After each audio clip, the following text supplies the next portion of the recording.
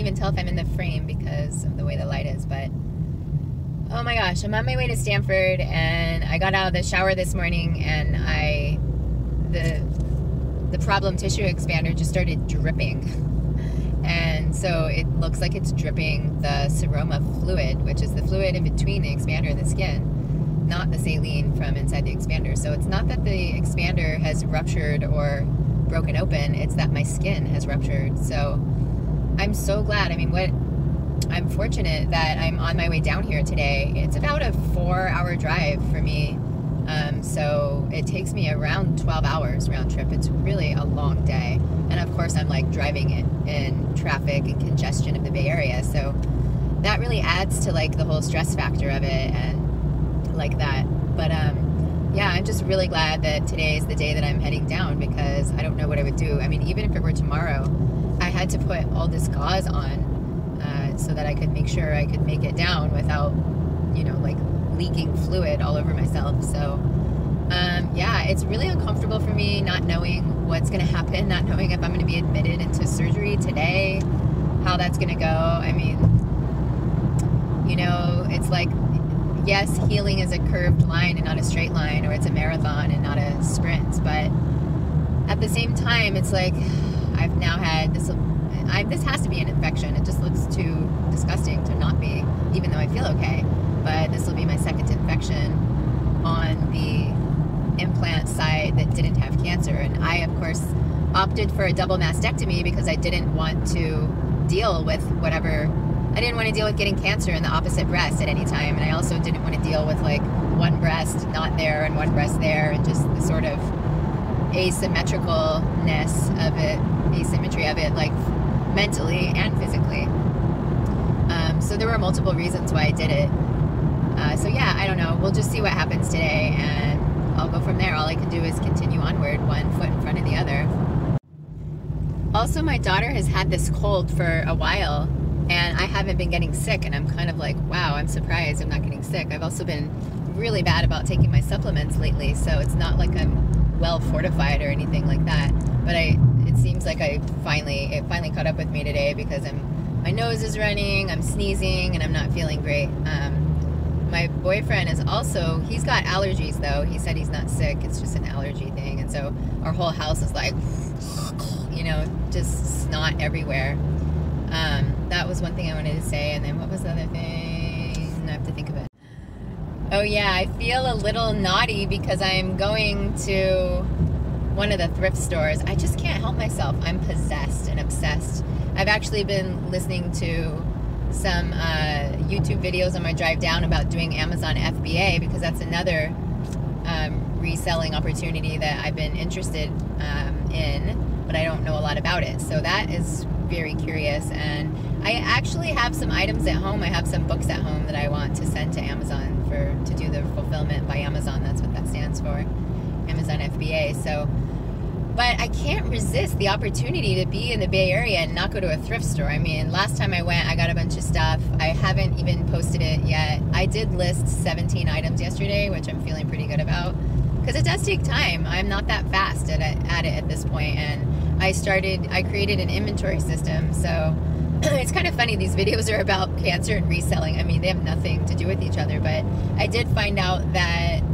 a lot of people who do go through cancer healing have created their own self-employment and their own self-employment opportunities for themselves, because it's really hard to navigate working for somebody else and you don't feel good and you have an appointment, and life is so unpredictable and chaotic going through this process that there's no way I could hold a steady job without having all sorts of, you know, breaks in my ability to show up for work. So it's really no surprise that people do create their own self-employment, you know, whatever, like realities. I'm always at a loss for words these days. It's so hard. I hate that part of this so much.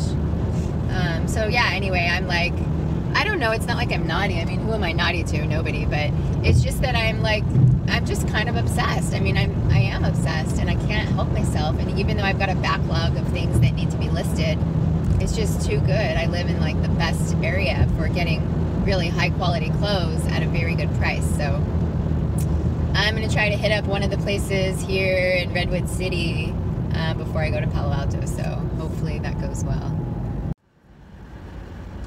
Well, I feel relieved, as I usually do, after I talk to the plastic surgeon and his assistant, because they just ease my worry, which is so needed.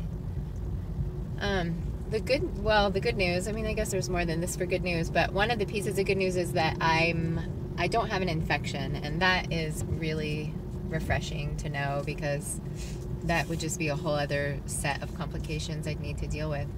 So basically, he's not really sure what happened, but it seems as though my skin was just thin.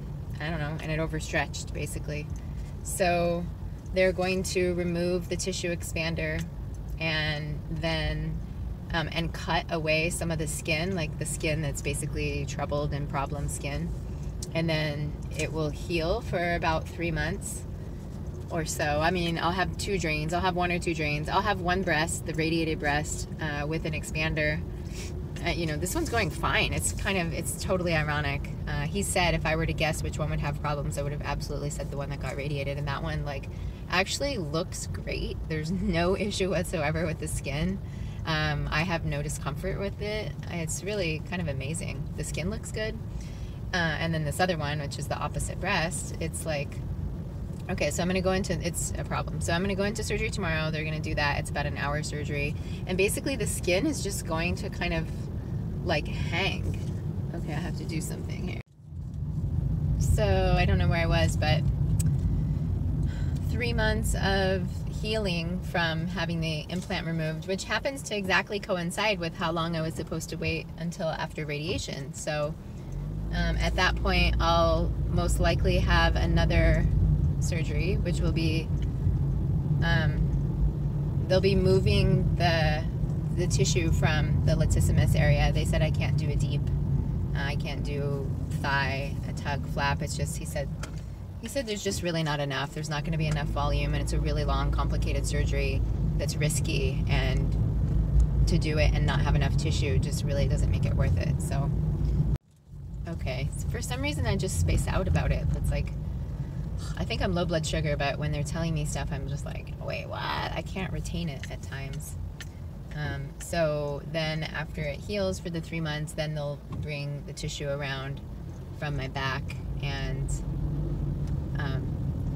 at that time they'll either add an implant and they'll take out the expander on this side, or there'll be enough, or they'll put an expander. I think he said that that part depends. They're either going to put an expander or an implant.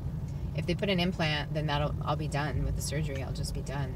If they put an expander, then I'll have to deal with the expander again. But it'll be totally different tissue, so, you know, there shouldn't be a problem with it. So, whew.